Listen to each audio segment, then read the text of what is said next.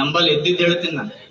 ಮಠಕ್ ಬಂದಿದ್ದ ಜಸ್ಟ್ 22 ಬೇಡ 23 ವಯಸ್ಸು ಅಷ್ಟೇ ಅವನಿಗೆ. ವಾಸ್ತ ಹೆಂಗ ಓದಾವ ಇನ್ನ ಆ ವಯಸ್ಸಿಗೆ ಬಂದು ಅಜ್ಜರ ಸಾಲ ಬಹಳ ಆಗೈತಿ ಅಂದ.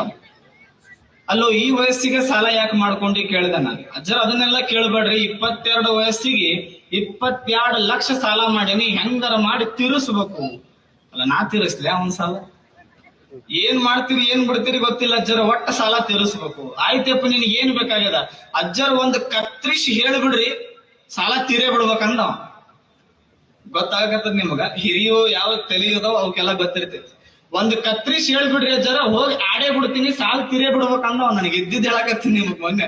ಅಲ್ಲೋ ಏನ್ ಹೇಳ್ಬೇಕು ನಾ ಅಂದೆ. ಎಲ್ಲಾರು ಹೋಗಲ್ ನಿಂದ್ರಿ ಅಂತ ನಮ್ಮ ಸೇವಕರೆಲ್ಲ ಒಳಗ್ ಹೋದಾಗ ಅವಾಗ ಅಂದ, ಅಜ್ಜರ ಒಂದು ಮಟಕ ನಂಬರ್ ಹೇಳ್ರಿ ಅಂದ.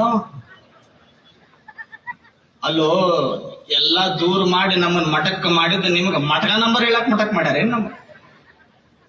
ನಾ ಅಂದೆ ಮೊದಲು ನೀವು ಹೋಗಿ ಹೊರಗೆ ಅಂದೆ. ಮೊದಲು ನೀವು ಹೊರಗೆ ಹೋಗ್. 22 ವಯಸ್ಸಿಗೆ 22 ಲಕ್ಷ ಯಾಕೆ ಸಾಲ ಮಾಡಿ ಅಂತ ನನಗೆ ಈಗ ಅರ್ಥ ಆಗತ್ತೈತಿ. ಮೊದಲು ನೀವು ಮಠದಿಂದ ಹೊರಗೆ ಹೋಗು ಅಂದೆ. ಅವ ಅಂದ, ಅಜ್ಜರ ಹೆಂಗಾರ ಮಾಡಿ ಹೇಳ್ಬಿಡ್ರಿ, ಇಲ್ಲ ಅಂದ್ರೆ ಬಾಳ ವಜ್ಜದ ನನ್ನ ಪರಿಸ್ಥಿತಿ ಅಂದವ.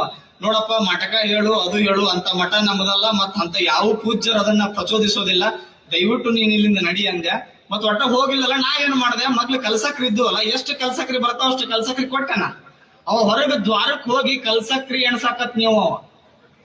ಕಲ್ಸಕ್ರಿ ಎಣ್ಸಾಕತ್ತ, ಯಾಕೆ ಎಣ್ಸಾಕತ್ತೀಯೋ ಅಂದೆ ನಾನು. ಅಜ್ಜರ್ ನೀವು ಕಲ್ಸಕ್ರಿ ಏನ್ ಕೊಟ್ಟಿರಿ, ಅವು 9 ಅದಾವ, ನಾಳೆ 9 ನಂಬರ್ ಆಡ್ತೀನಿ ಅಂದ. ಸ್ವಾಮಿಗಳು ಕಲ್ಸಕ್ರಿ ಕೊಟ್ಟಾಗ ಕಲ್ಸಕ್ರಿ ಎಣಿಸಿ ಮಟಕ ಆಡಿದ್ರೆ ನನ್ನ ದೇಶ ಉದ್ಧಾರ ಆಗಕ ಸಾಧ್ಯ ಇಲ್ಲ.